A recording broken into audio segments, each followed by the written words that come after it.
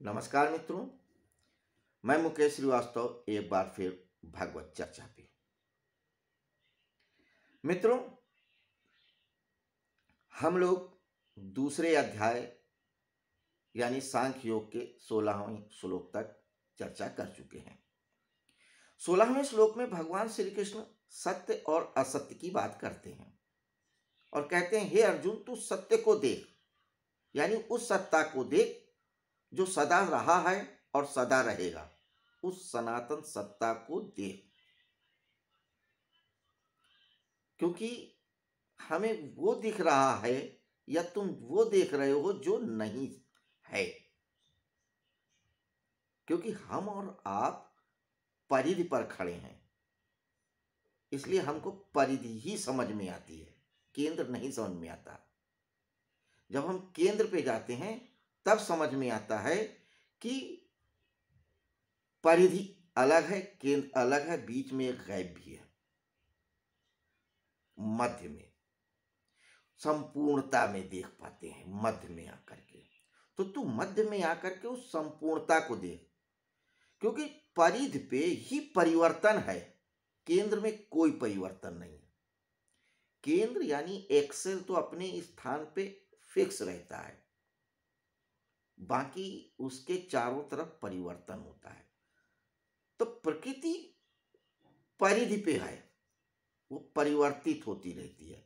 जो आज है वो कल नहीं रहेगा। आज आप युवा हैं, कल प्रौढ़ होंगे, परसों नहीं होंगे। या आज हैं, कल बच्चे थे, उसके पहले गर्भ में थे, उसके पहले नहीं थे। ये परिवर्तन हो रहा है, यानी कि हम परिधि से देख रहे हैं सब कुछ। तो परिधि नहीं, केंद्र की बात करूं, उस केंद्र की जहां पे कुछ नहीं परिवर्तित होता है, और जो नहीं परिवर्तित होता है वही सत्य है। यहां पे असत्य उसकी बात नहीं कर रहे हैं कि जो है ही नहीं है। जो है ही नहीं है वो तो कभी होगा भी नहीं। यहां असत्य से तात्पर्य जो है, लेकिन हमको उस रूप में नहीं भास रहा है जिस रूप में है। जैसे रस्सी है, उसे हम सर्प समझ रहे हैं, एक्चुअली वो सर्प नहीं है रस्सी। ये असत्य है, यानी रस्सी को सर्प समझना ही असत्य है। लहर को ही अस्तित्व समझना, यह लहर का असत्य जानना है। लहर तो कुछ है ही नहीं है, वो सागर का ही एक रूप है। तो परिवर्तन परिधि पे होता है, केंद्र में नहीं। तो यहां पे वो इस संदर्भ में, युद्ध के संदर्भ में कह रहे हैं कि तू जो कह रहा है बार बार कि मैं इनको कैसे मारूं, तो जो ये मृत्यु है, जो जीवन है, जो तू देख रहा है, यह असत्य है। इसकी तरफ तू ध्यान मत दे, क्योंकि तू और मैं और ये राजा लोग सदा थे, सदा रहेंगे और आज भी हैं, क्योंकि हम ही सत्य हैं। वही जो सदा रहेगी वही हमारी सत्ता है।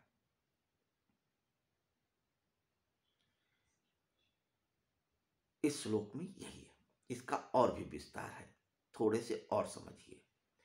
एक्चुअली क्या होता है कि हम जो अनुभव करते हैं अपने इंद्रियों के द्वारा करते हैं, और इंद्रियों की एक लिमिटेशंस होती हैं।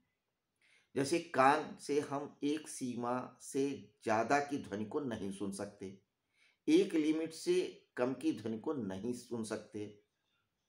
नेत्र एक स्थिति से ज्यादा बड़ी चीज हो, दूर हो तो नहीं देख पाते, बहुत नजदीक हो तो भी नहीं देख पाते।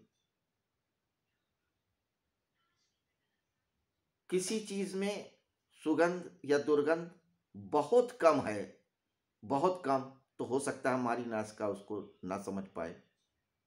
बहुत तीक्ष्ण है, वो भी हो सकता है ना समझ पाए। तो इंद्रियां और हम एक कैप्सूल में बंद हैं। उस कैप्सूल या उस दायरे में जो चीजें आती हैं उसी को हम देख पाते हैं। उस दायरे के बाहर हम नहीं जा पाते हैं। इंद्रियों की अपनी लिमिटेशंस है, और सत्य उस लिमिटेशन के बाहर होता है, क्योंकि सत्य की कोई सीमा नहीं है, असीम है। सत्य ही ईश्वर है, सत्य ही शिव है, सत्य ही सुंदर है। तो सत्य कैसे लिमिट में आएगा, कैसे एक कैप्सूल में बंद हो सकता है? और दूसरी चीज कि ये हमको जो कुछ भासता है मन के द्वारा भासता है, समय मन के द्वारा ही भासता है। तो जो परिवर्तन होता है समय की सीमा में होता है। मृत्यु एक समय की सीमा में आती है, 30 साल, 40 साल, 50 साल, 100 साल, कोई हजारों साल भी किसी की मृत्यु आती होगी या आती है, लेकिन एक लिमिट है। कितनी भी लंबी लिमिट हो, लेकिन उस लिमिट, उस समय की सीमा में कैद है जीवन। लेकिन कृष्ण जिस जीवन की बात कर रहे हैं वो, उसकी कोई सीमा नहीं है, इटर्नल, वही सत्य है, और वही सत्य हमारे अंदर है। तू उसी सत्य को देख, क्योंकि जिसको तू सत्य मान रहा है शरीर को, वो तो एक लिमिट में है, वो भास रहा है नहीं, वो रस्सी है, सर्प नहीं। तो ये शरीर असत्य है, सत्य नहीं है। तू उसी सत्य को देख, ये देखना है।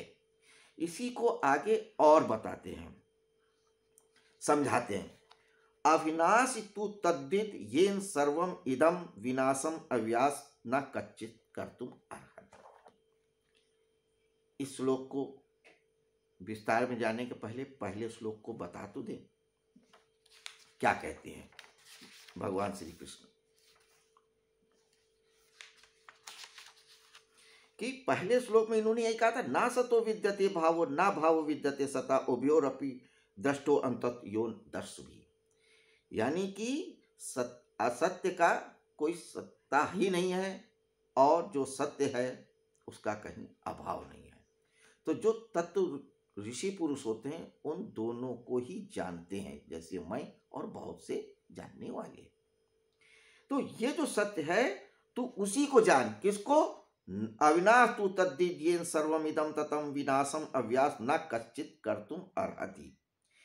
इस न्याय के अनुसार नाश रहित तो तू उसको जान जिससे यह संपूर्ण जगत व्याप्त है, क्योंकि इस अविनाशी का नाश करने का कोई भी समर्थ नहीं है। तो जो सत्ता है, जो अविनाशी है, उसको तुम यही जानो कि नाश रहित है और संपूर्ण जगत में व्याप्त है। ऐसा नहीं कि वो किसी एक विशिष्ट स्थान पे है, वो सब जगह है,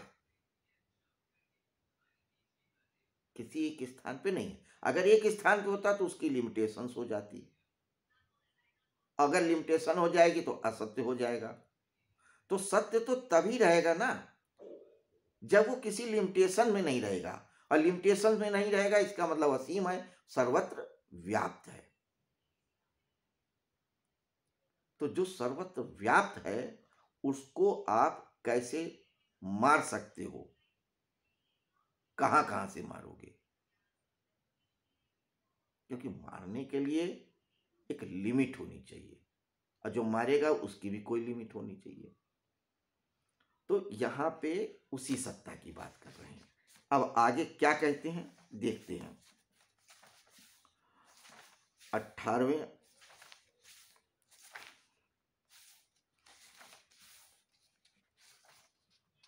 अंतवंत इमे देहा नित्यस्योक्ता शरीरणा अनासीनो अप्रमेय तस्माद् युद्धस् भारत। और इस नाश रहित अप्रमेय नित्य स्वरूप जीवात्मा के ये शरीर नाशवान कहे गए हैं, इसलिए हे भरतवंशी अर्जुन तू युद्ध कर। इस नाश रहित अप्रमेय नित्य स्वरूप जीवात्मा के ये शरीर, कई विशेषण हैं। नाश रहित, जिसका कभी नाश नहीं हो। तो हमारे अंदर एक वही सत्ता है जिसे कभी आप मार नहीं सकते, कभी वो नष्ट ही नहीं हो सकता। तो ये तू मत कहे कि हम इनको कैसे मारें, क्योंकि तू मार ही नहीं सकता है, इसका नाश ही नहीं हो सकता। अप्रमेय नित्य स्वरूप जीवात्मा का ये शरीर। तो एक्चुअली भगवान श्री कृष्ण ने बात शरीर और शरीरी से शुरू करी है, देह और देही की, क्योंकि अर्जुन देह की ही बात कर रहे हैं, क्योंकि ये देह मर जाएगी, इस देह को कैसे मारे, इसलिए वो देह और देही की बात कर रहे हैं कि तू देह को मत देख, देही को देख, और ये देही सर्वत्र व्याप्त है, सनातन है, इसको कोई मार नहीं सकता, है ना। और इसको तू नित्य जान, हे भरतवंशी अर्जुन, तू युद्ध कर, लिहाजा तू युद्ध कर।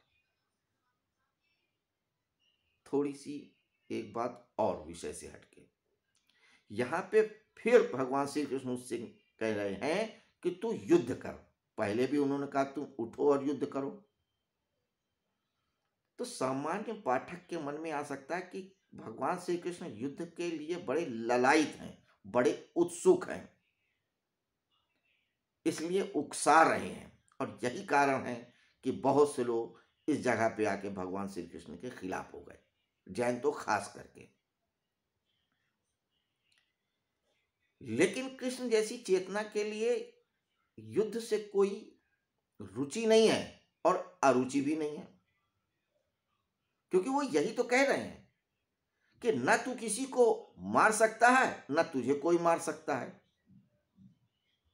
तो जो आप कर रहे हो सिर्फ एक क्रिया कर रहे हो, युद्ध कहां कर रहे हो। इस विषय को आगे और विस्तार लेंगे हम, बहुत महत्वपूर्ण है, क्योंकि यहां पे भगवान श्री कृष्ण के युद्ध में आने के लिए या करने के लिए जो बार बार कह रहे हैं अर्जुन से, हिंसा की बात नहीं कर रहे हैं। जो हम हिंसा और अहिंसा की बात करते हैं, कृष्ण भगवान के लिए उस हिंसा और अहिंसा की परिभाषा बिल्कुल अलग है। भारतीय मनीषा या भारतीय अवतारों की धारणा में हिंसा का स्वरूप ही दूसरा है और अहिंसा का।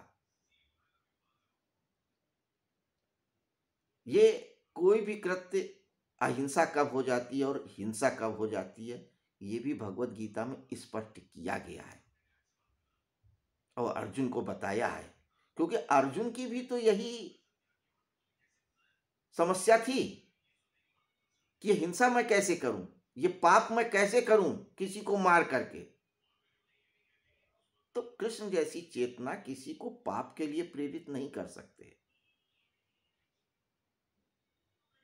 तो ये जो युद्ध की प्रक्रिया है या युद्ध है, ये अहिंसा कैसे है या हिंसा कैसे, इस पे भी चर्चा करेंगे।